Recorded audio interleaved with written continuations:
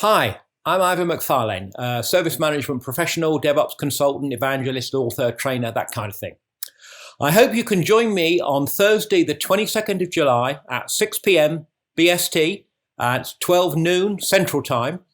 And I'll be hosting a Good e-learnings webinar, and it's called Creating and Maintaining a DevOps Culture Within an Organization. Now, at its heart, DevOps is about empowering teams that can build and run IT products and services that actually meet consumer needs. And to do that with an emphasis on wide collaboration, mutual support, all that good stuff.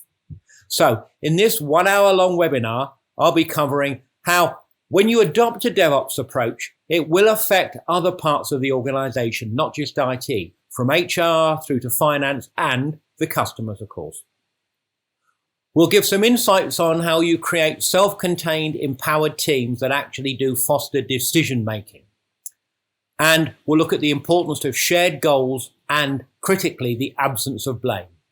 And then finally, I'll field any questions you have about creating a DevOps culture within your organization.